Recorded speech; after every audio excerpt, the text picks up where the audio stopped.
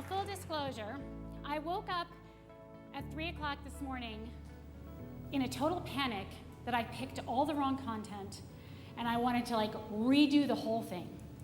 So I laid there for 30 minutes, letting my brain drag me around. Then I crawled into my closet, that's where I meditate, and I did that for 2 hours, and I calmed my brain and body down, and everything was good until I opened my eyes and I wound up right back where I started. And I already know everything that I'm about to teach you. So this is to say that when we tell you that we're all figuring this out together, this is a work in progress. So here we go. I hope I remember to tell you everything I wanted to tell you. We're here, so we're going to go. So this, and I had this written before what happened this morning. This is my brain. And these are the voices in my head. You know, you haven't written a blog or put out a video in almost 3 weeks. What ideas do you have? Well, I could talk about how I was a codependent couples therapist who married a relapsing addictions counselor. That usually goes over well. Are you kidding? You want to put that on video? You are going to look like an idiot. Listen, guys, does anybody realize that you have a dentist appointment on Friday and that was your block of time to prep for the training next week that you're giving? Oh, my God. There's no time. I need a personal assistant. That's what I need. No, sister. What you need is to pack it in. Who do you think you are? Brene Brown? Nobody wants to hear from you. Now that mindfuck used to go on for a good hour at least, and actually this morning it did. I'm being honest. But if I let any one of those thoughts drag me around all day, my productivity is going to be shot. Not to mention my mood and the sanctity of my relationships, because I'm going to be a hot mess to be around. And what I want to share with you today about productivity is that all of that there has a whole lot more to do with being more productive than you may realize. It actually has a whole lot more to do with any change that you would like to make in your life. Now, I always hate to ask this because sometimes I'm the only one, but can anybody relate to the voices in your head? If you didn't raise your hand, I don't believe you anyway, so it's fine. So, how many people here are, can you grab my glasses on the table there? I knew I was going to forget something. How many people here are familiar with Dr. Joe Dispenza? Couple, okay. So Dr. Joe is an author and lecturer. In fact, if we weren't all sitting here right now, I would recommend that everybody get up right now and go buy his book, Breaking the Habit of Being Yourself. But he's mostly a researcher, and he spent the last 25 to 30 years researching the brain so that he could develop simple models so that we can understand how to harness this massive piece of technology that we walk around with every day to create the changes that we want to create in our lives. I am one of 130 NeuroChange Solutions trainers around the globe that is certified to teach his work. And in corporations and with individuals, I teach a class called Change Your Mind, Create New Results. And some of what I'm going to share with you today comes from that, some doesn't. So Dr. Joe teaches us that your personality creates your personal reality. And your personality is made up of the way that you think, the way that you act, and the way that you feel. So that means that the personality sitting here today called you has created the personal reality called your life. So it's not that you don't have enough time. It's not that your CRM doesn't work. It's not that your employees aren't doing what you need them to do. You created your life. Now, this is great news, right? It means it's in your control. Now, most people try and create a big change in their life, a new life, by dragging their same old personality with them. And it doesn't work. Because if you want to make a significant change in your life, you're going to have to start thinking about what you're thinking about. You're going to have to start becoming aware of the actions that you take every day. And you're going to have to start noticing the emotions that you're having. In order to create something new in your life, in this case, upscaling your productivity, you are literally going to have to become someone new. Turn to the people at your table and tell them what you just learned. 30 seconds. Alex only gave me 30 minutes.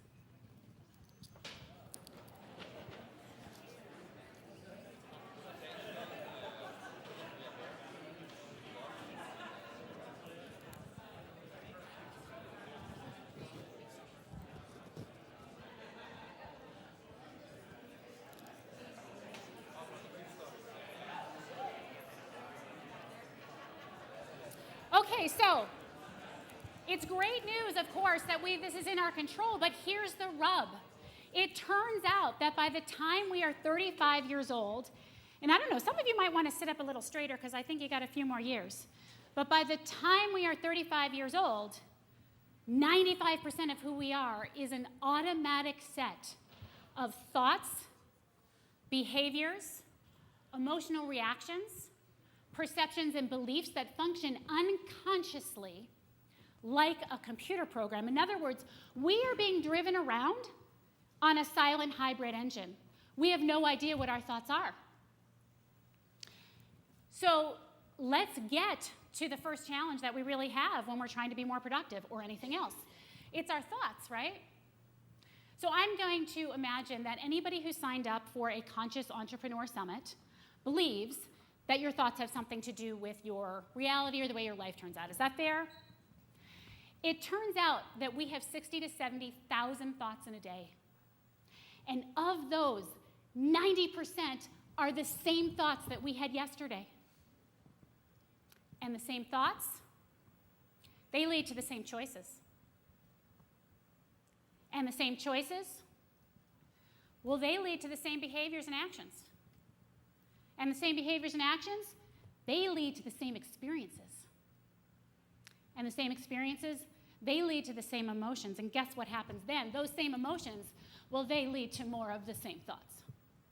And your biology, your neurocircuitry, your neurochemistry, and even your gene expression is going to stay the same because you've stayed the same. So let me tell you about Laura. She was a client I met. She saw me speak at a conference once. And when Laura started her business, I don't know if any of you can relate, but most of the time when we start businesses, we're excited, right? We've got an idea. We're going to hit the world. It's going to be awesome. Our creative centers of our brain, as we've been talking about all morning, are wide open. But by the time I met Laura, she woke up every morning and there was a soundtrack in her head. It went like this. Does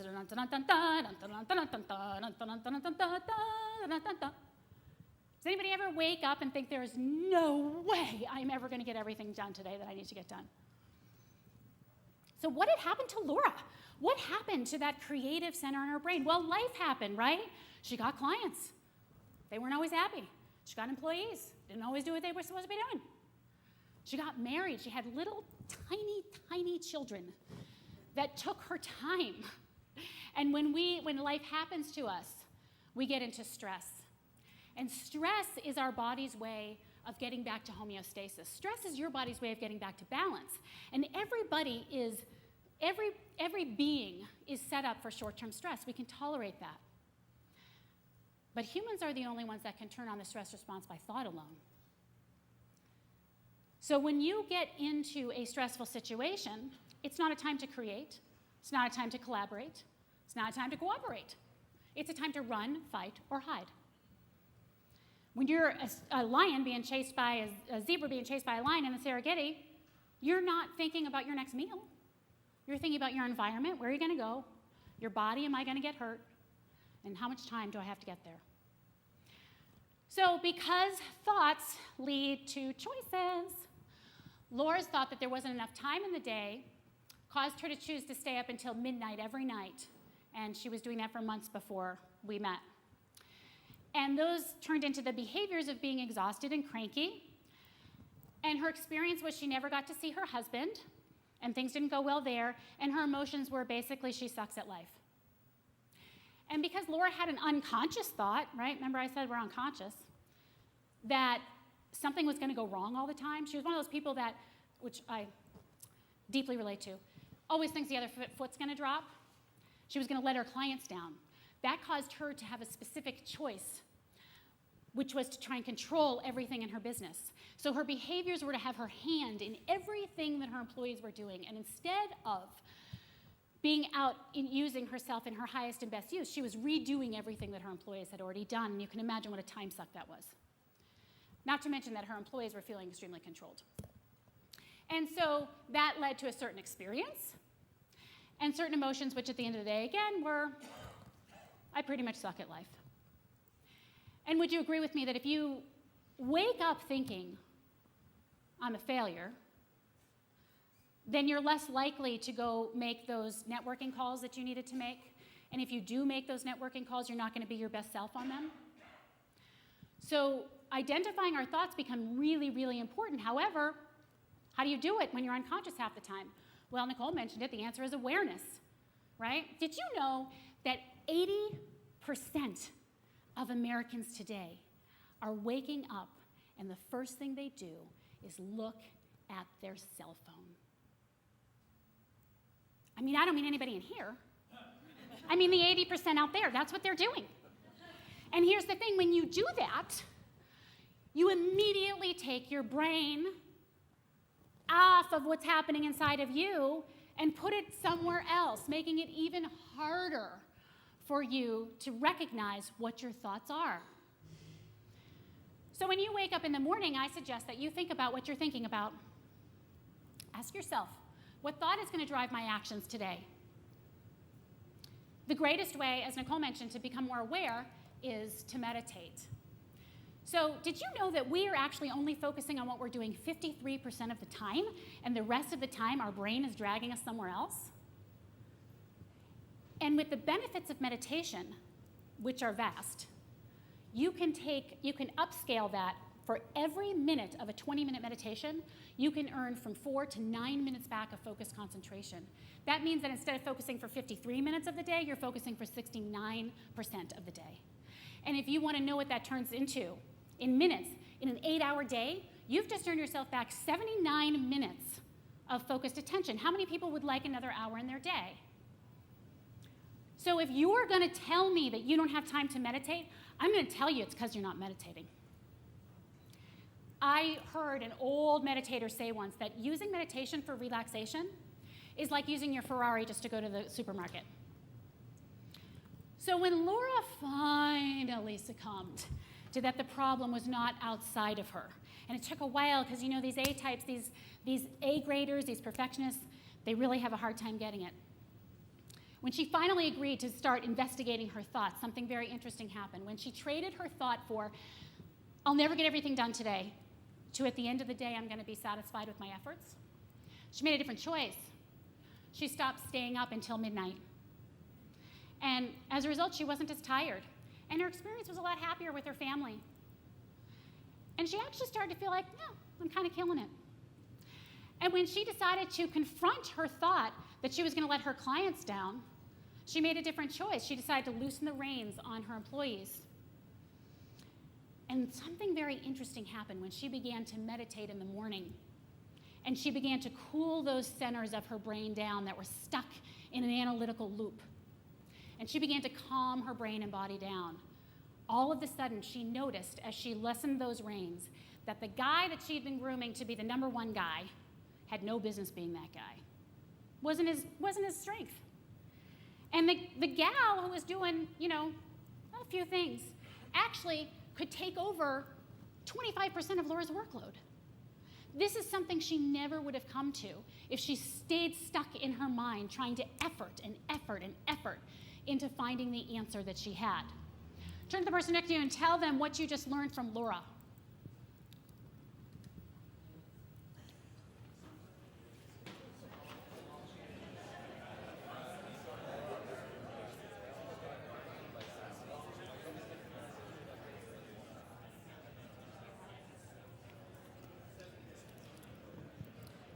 All right, sorry, that's all you got. I hope you got this from Laura. What I want you to understand is that Laura tried 85,000 different things. She hired, she fired, she got a CRM, she did everything. Nothing changed until Laura changed.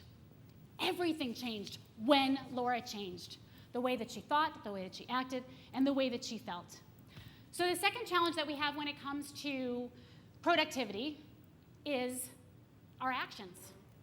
Because the brain is designed to distract us. That's what it wants to do. And it turns out that the majority of the time when you get distracted, it's not because someone knocked on your door or someone called you. It's because something inside you, you had a feeling or an emotion that was so uncomfortable. You wanted to move away from it, and you did something different. So I had a client who was part of a team. And how many people, I don't know about any of you, this is very vulnerable, but sometimes when I'm at the dinner table and I know I should be focusing on my kid, I'm thinking about my phone. And I just want to text someone. Or I just want to see if someone looked at the blog I posted. Does that ever happen to anybody else, that you're at work and your brain is like dragging you towards some social media or something? So Alex was doing this quite a bit, and the team was getting irritated. The boss noticed. The boss was actually kind of worried about him. And as he began to do the things that we're talking about right now and began to take the courage, because this is about courage, to look at yourself in the mirror. And this is what he did. And when it turned out that Alex had a very difficult divorce, and his son and ex-wife lived in another country, and he felt so guilty about leaving his son that every time his ex-wife called and demanded money, which she did often, he would shell out the money. And no sooner would the guilt go away than the resentment kicked in. And he was so overwhelmed by these emotions that he would turn to his phone and just scroll. Really messed up with his productivity. But when he understood this, and when the team got to hear this, when you get a team of people together that are willing to be vulnerable, willing to do the things that you guys are doing here today, amazing things happen. So the other reason that our brains are distracting us is that a brain is looking for the shortest route to dopamine. So it's easier for me to eat a piece of cake because I'm going to get a quick hit of dopamine rather than spending 6 months at the gym to have the body I want. Now that body is going to give me dopamine every day, right? But the brain wants me to have the cake. Same thing with a 3-week sales cycle, right? It's easier to watch Netflix than it is to make all the sales calls. So the brain is going to always drag you to where you can get the quickest hit. And social media is designed to addict us. Think about that scrolling method. It's like a slot machine, right? You're scrolling. Oh, that looks good. I do that with my email. Junk. Oh, I want to talk to that person. So this is what's happening. We're being drug around constantly by our brains. And so every time we get distracted, it can take up to 25 minutes to get our focus back. It becomes so important to stay focused. And I want to give you just a few tactical things you can use to be more productive. So the first is take less information in. Turn off your notifications, turn off your phone, take your social media apps off your phone. If you do that, you'll be amazed. My son did that. He's like, oh my God, Mom, I look at my phone to go look at TikTok constantly. And for no reason, I don't even realize it. Something's happening inside that he's uncomfortable with, and he goes to look at his phone. I do the same thing. If I'm at the bank, I go to look at Facebook. I'm like, wait a minute. I took this off for a reason. I'm trying to train my brain to be bored. If you can train your brain to be bored, you are going to be more focused. You are going to have a leg up on everybody out there. Another thing that you can do is block and batch. So work in time blocks. Decide what your time block is. I work in 1.5-hour blocks. I set a timer. It's 1.5 hours. I've got a 30-minute break, then another 1.5-hour block. And there's all kinds of apps that can help you with that. I actually use Ananda, which is a great app that is binaural beats, and I plug those in my ears, and I set it to creativity if I'm writing, or I set it to concentration if I'm doing something else. And it is putting binaural beats in my brain that are helping me get into my optimal brainwave state to do that. So block and batch. Your brain uses different parts of itself for different activities. So if I'm going to write blogs, for example, I might take 2 of my blocks, 1.5 plus 1.5, 3 hours, and write 5 blogs. But when I want to go post those blogs, that's a whole different part of my brain. I got to get on MailChimp, I got to pull photos, I got to do this, that, and I got to complain about that I don't have somebody to do this for me, all that kind of stuff, right? So that I use a different block to do that. Understand the difference between a to-do list and a planner. Remember that when you cross something off a to-do list, you're going to get a hit of dopamine. But if you just crossed off that all you did was pick up your dry cleaning, that's not as valuable as getting that proposal done or making those networking calls that you needed to make. So a planner, a really good planner, becomes very important. Something that you can track back to what your annual goals and make sure that you are on track quarterly, weekly, daily to meet those goals. You can still write a list, don't worry, I love me a list. So awareness, as we talked about, is the first challenge with our thoughts. And then our actions and our brain distracting us is the second challenge. So creating the awareness is the solution, actually, and then some of these ideas for your thoughts. The last thing that I want to talk about has to do with your emotions, because remember I said that your personality is made up of the way that you think, the way that you act, and the way that you feel. And nothing's going to change until you change. And so we're on feelings now. So listen, a neuron, a thought is a neuron firing. That's what a thought is. And once that neuron fires, it sends a message down through your limbic brain into your body to land as an emotion, because your body and brain wants to be able to feel the way it's thinking and think the way it's feeling. So would you agree that if I think I'm a failure, I'm going to feel like a failure? And if I feel like a failure, I'm going to think more thoughts of a failure. You know, any feeling can have up to 1,000 thoughts associated with it. So if I start to feel anxious, I'm going to start to think about all the things I'm anxious about. And you can only think equal to your emotional state. So think about Laura. That's why she was running around and running around and running around. And think about Alex. That's why his best option to him was look at social media, because he could only think equal to the shame and the guilt and the resentment that he was having. So there's two kinds of emotions that really get in our way when we are dealing with this kind of stuff, and the first is acute. So that's when you get that email from your ex. Has everybody ever had that happen? I used to have that happen all the time. The email comes in, and all of a sudden, I get to call my girlfriend to vent. And then I get to call my mom for validation, which she never gave, never gives. So I got to call another friend to complain. And before I know it, my whole day is hijacked.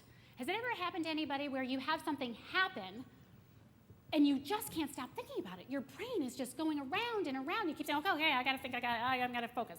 And before you know it, you're off there again, right? So I trained, one time I trained this door-to-door security sales company in back-ass Canada. And their top guy was this adorable, sweet guy who happened to have a very bad addiction. And he would go on benders. During the training, he was doing okay, right? So during one of the classes, he was saying, he made this sale. And then after he made the sale, he got in his car and he started driving to the next neighborhood, but he was texting while he was driving, and he crashed and wrecked his car, totaled it, lost all the money from the sale that he had just made. And because he was doing this work, because he was holding himself accountable to paying attention to how he was thinking and feeling, the cars got towed, and he was able to settle his brain and body down so that he could think greater than the emotions he's having. Now, Jeff Benton is here, and he's going to talk to you tomorrow from HeartMath, and I'm super excited for you guys to hear about this. But it turns out most of us think that we are just a slave to our feelings.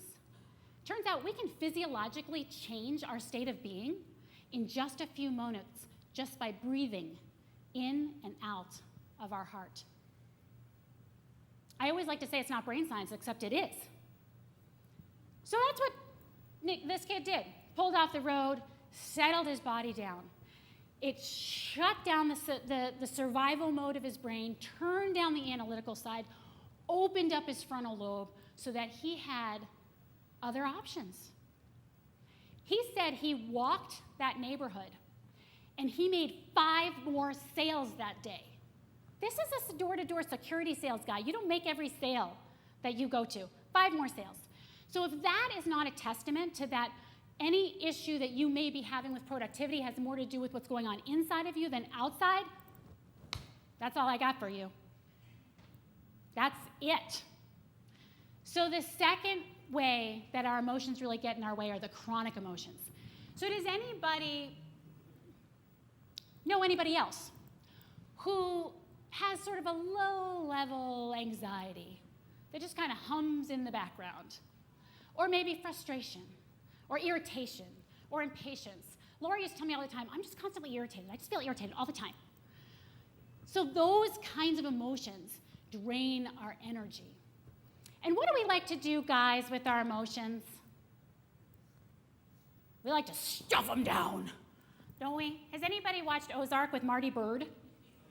Like, have you ever seen this guy? He is literally being chased by a Mexican cartel for 6 years who's going to kill him and his family.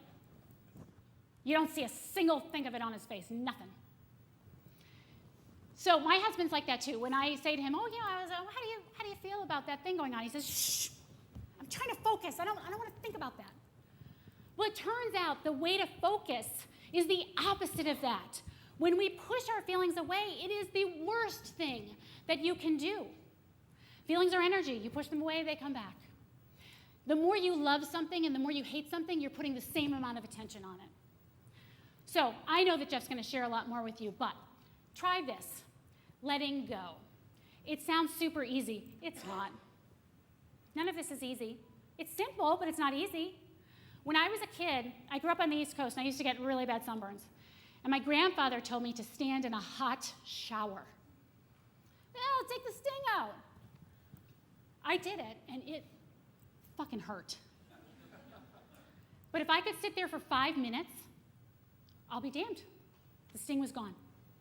That's the way emotions are. If you can let them in, if you can say you have every right to be here as joy and inspiration and gratitude, they will go away and they won't have control over you anymore. All right, Alex, I only have 3 minutes. You're being very strict, and there's a gong up here. It makes me very stressed out. Okay, so here we go. This is my brain. And these are the voices in my head. Now, I told you, they never go away. Anybody that tells me that they have reached enlightenment, I just don't believe you. I'm sorry. I don't. But this is what you could maybe hope for, right? This is what I can hope for on a good day. You know, your colleague Ron landed Google. What have you done today?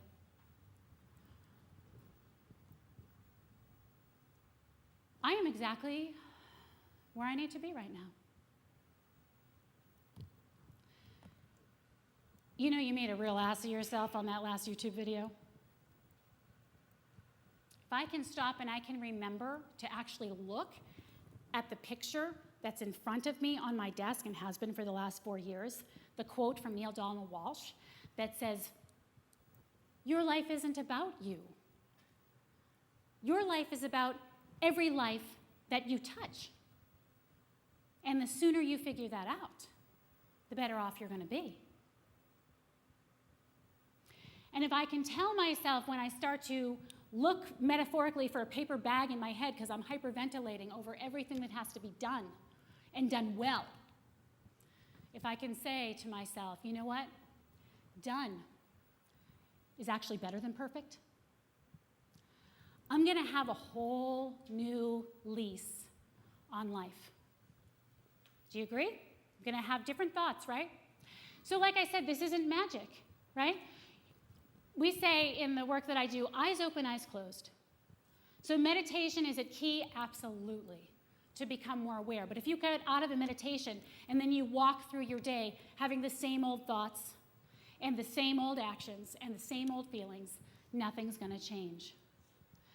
But if you can stop yourself and say, you know that person I tried to get in touch with this morning when I wasn't looking at my cell phone, when I wrote down the thoughts I want to have today and the actions I want to take today and the feelings I want to embody today and who I want to be today, how would that person manage this challenge?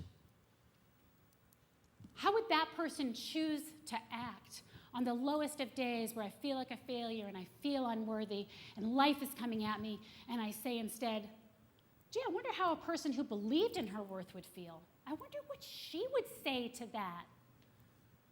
It's going to be really different than what I would say if I stayed in the old state of being. So there's a handout that I created for you guys that I use that's really simple in the morning to drill down really quickly to what you're thinking, what you're feeling, how you're acting, what you would prefer to do, and get your brain started in the right direction. And if you are interested in that handout, you can text CHANGE to 33777. I am at 30 minutes. I just want to say that I am so excited you are all here, and I cannot wait for you to learn from everybody that is coming up next, because they are awesome. Thanks for listening.